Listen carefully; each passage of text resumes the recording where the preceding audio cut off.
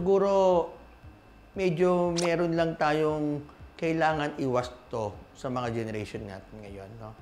Marahil yung pagpapaliwanag. Kasi masyadong exposed ngayon ng mga generation ngayon sa social media. At hindi na halos sila nakikinig sa magulang kasi nga nagno-normalize na yung influence ng social media. Pero mas maganda sana kung pati magulang nagkakaroon din ng openness sa pagbabago. Ano yung natututunan ng mga kabataan ngayon sa social media na dapat i-explain, turuan din yung mga bata na hindi lahat na nakikita sa social media dapat sundin. Nagbabalik ang Schoolmates and I'm still with JTA. JTA! So, Jillian, Tyrone, and Alexio. Yun na yung order ng tatawagin ko. Ganon, joke lang, guys. So, knowing your thoughts kanina, we've dealt with how to identify and then how did you approach it. And then now, let's move on to parang healing process. Parang, given na you've already had or you've acquired this over time, how do you heal now from what you've got? Na siguro experiences or nasabi sa inyo ng parents, paano siya inaalis sa utak niyo? Naalis. Ganun lang. So, kahit, simulan, with the order I've mentioned earlier, go, push, Jillian. Ayun po, babalik po tayo sa sinabi ko earlier na with peers, bukod kay Tyrone. Exemption. Pero ayun nga, kausapin mo yung friends mo, you can take care of yourself by talking to your friends.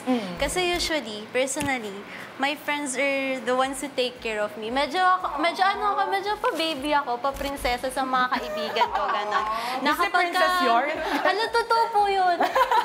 Kapag may problema ako, kunyari, gano'n, tapos papadrive ako, tapos pag-uusapan lang namin habang nagdadrive kami, kumakain, gano'n po. Tapos medyo psych session pala sa kotse, no? Oo, gano'n po siya. Kasi sila din naman, aanuhin ka rin naman na, ay, ganyan pala nangyayari sa'yo. Ay, kawawa naman. Diba? Ganon. Pero kapag gano'n, diba? Oh, yeah, with friends. May time ba na parang yung friend mo sinabi sa'yo, hindi, girl, ginatay ka lang talaga. Majorities ka lang talaga. May naganon ba ever sa'yo? Opo. Alam ba, di ko pa siya nag-drop. Meron naman. And helpful pa rin yun. Kasi call out marirealize mo rin po eh. So, it's good thing na you have peers to have the shared experience as you, or at least parang merong someone who can hear you out, na bukod sa parents or yung mga usual figures in our life. Yes. Pero have you ever encountered naman na nung nagsabi ka, parang, shucks, di ko pala kaya itong i-deal with. Ganun. How do you deal? Or ikaw ba mismo may nag-trauma dump ba sa'yo? Tyrone, ikaw, how do you heal or how do you manage it? Actually, meron. Like, siya ba yun? Hindi, kumbaga, parang bigla, magugulat ka na lang, napaplood ka na ng messages, tapos biglang, ay, ang bigat. Ha? Nag-email lang diba? Disclaimer. Yun na nga, kasi it's very important na tanongin muna natin, are you available right now? Kasi, pasa. Thank you! Kung pinasa ko sa'yo, pabalik. Go na! Ano po, ayun po, parang, ayun, I've had that experience na rin, na parang, bigla na lang ako magulit na, oh my God, 50 unread messages. Tapos, kasi nga may problema yung, let's say, friend, ganon. And parang, how I deal with it is, i-communicate ko na, ate ko, hindi ko pa kaya. Siguro parang ako kasi, kunyari, if it's through chat, sasabihan ko yung friend ko na yun na parang, sige, mag-rant ka lang muna dyan, pero I can't deal with you now. Kumbaga, flag me lang, ilabas mo lang sa akin. Ilabas mo lang sa akin, pero, with helping you, with parang giving you hindi ko advice, kaya with ngayon. comforting, siguro, ayun, maybe, the next day na lang, maybe mamaya na lang, kasi, di ba? Yun. Siguro parang trying to be there for yun pa rin. Pero at the same time, yung parang ina-assert mo yung boundary mo na hanggang dito lang ang kaya kong ibigay sa'yo right now. Right. So parang, when it comes to making a safe space for with your peers, parang boundaries are still very important, no? Which is naging buzzword lang din siya ngayon sa Gen Zs, no? Yung safe safe space, boundaries. boundaries, clear boundaries, no? So, ano yung mga patterns na ginagawa para hindi nyo na madala? Or, if ever, magka-families kayo of your... If ever! Pero yun, kung kayo, if you will have families of your own, or even with your friends, parang, ano yung patterns that you're trying to break? Na feel nyo, ay, ito yung pinasa sa akin, I would no longer do this with anyone else na I'm with.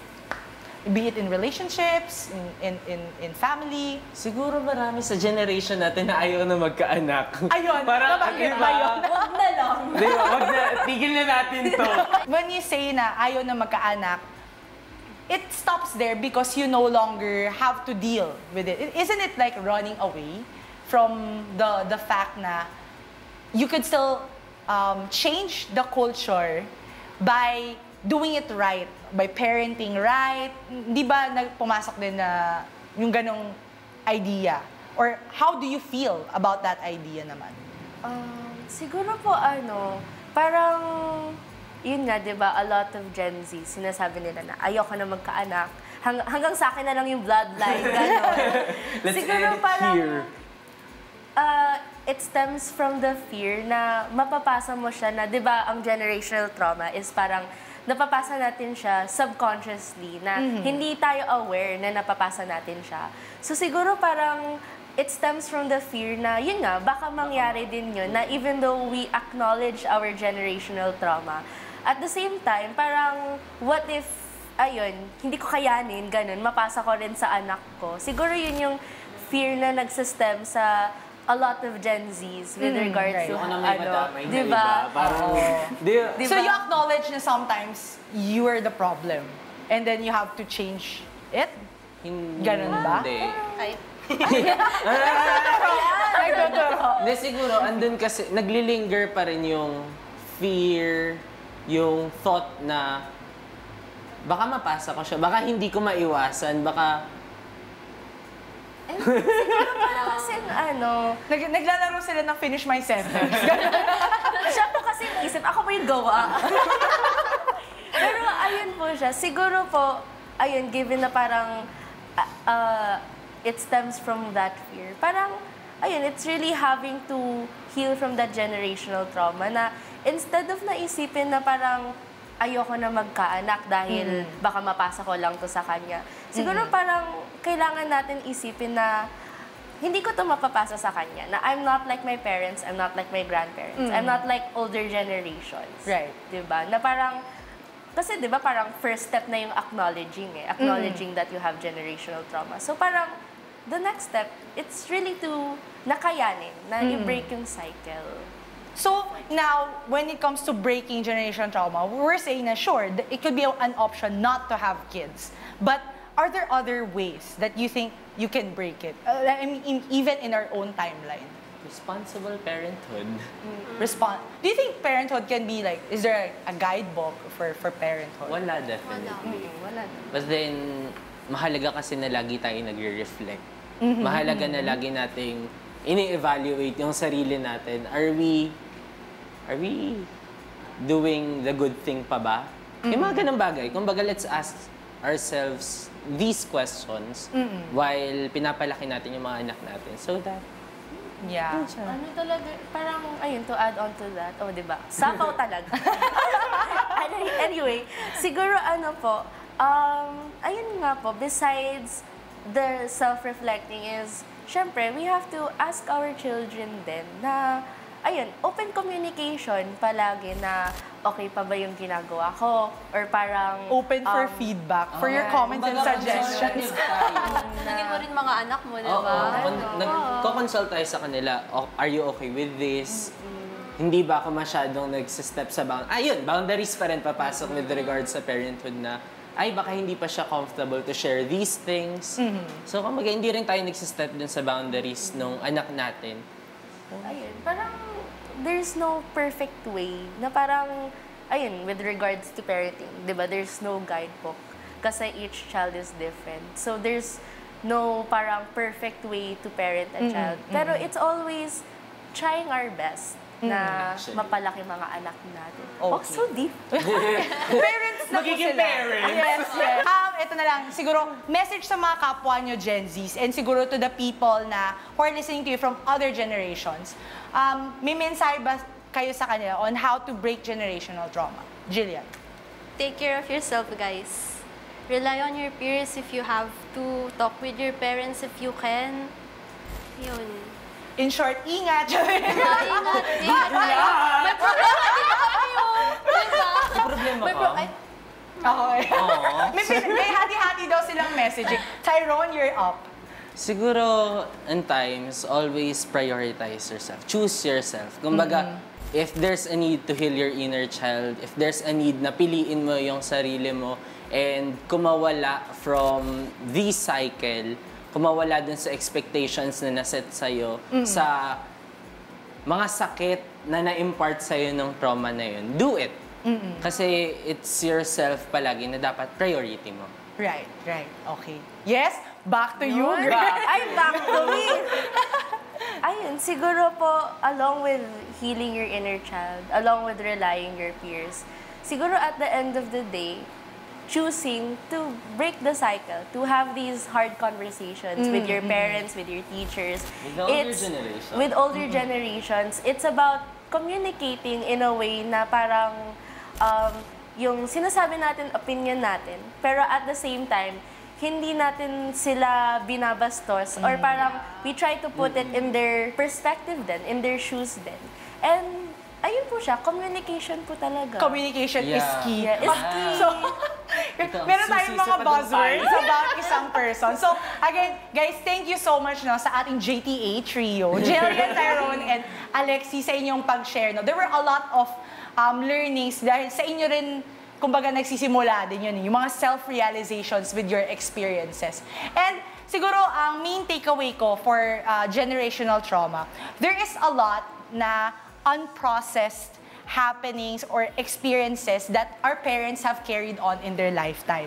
And the proper closure is not always there. Kasi even in their previous parents, the communication was not open. The safe space is not there. And how does it affect our society now? Parang it affects accountability. It affects how we acknowledge parang mistakes from before, diba? It also affects how our students or teachers have an open relationship towards each other. We're being more authoritative rather than consultative. Di rin tayo nagiging suggestive kasi we feel na we are right kasi kami yung mas may alam. Ito yung nangyari sa amin noon, ito dapat yung mangyari sa inyo. At tayo rin naman as Gen Zs, we believe na with all the advances that we have, kami yung tama. Mas marami kaming knowledge transfer na nangyayari ngayon. But in the baseline of all of that, there are just 3 things that we need to focus on. First is building trust. If we have open trust and open communication with each other, trust is there. Diba na the person will listen to you, they will be held accountable for what they did, they will apologize and execute what's right. Second, bukod sa communication, empathy. Kasi hindi natin mapapaintindi kung ayaw nating intindihin, 'di ba? Parang kahit anong sabi ko sa iyo, ito yung pinagdadaanan ko, di wala akong pake kasi ikaw yan, ito ako. Kasi we're so individualistic now. We're so silo workers na parang, it's all competitive, I have to be the best. My child has to be the best, 'di ba? Na hindi tayo naghihilahan pataas because we're not empathic towards each other. It's not a competition, 'di ba? This generation is focused on building progress, and progress starts with yourself. So, with the third part, it's introspection. So, communication, empathy, and introspection. Introspection. Yes.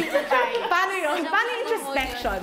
Anyway, parang with what you said na self-reflection, it's something na hindi dapat natin ginagawa pag may nagkakamali lang. Dapat ginagawa natin siya whenever we interact with a person. Did we leave this person with a better perspective? Iniwan ba natin siya na mas naiintindihan niya ba ako? Yung magulang ko ba, mas naiintindihan ako nung kinausap ko sila? Naging respectful din ba ako nung kinausap ko sila? Kasi if we're bantering na, no, you gave me generational trauma because you did not respect my boundaries. Did we respect their boundaries? So that's also something that we need to ask ourselves. So, siguro sa ating kabataan, we have to leave this place a better place. So kung magkaanak man tayo or hindi, yes, we've done our job. Wow! Yes! And with We that, made change. yes, we made change happen. And with that, sabihin sa bawat issue, may boses tayong mga kabataan.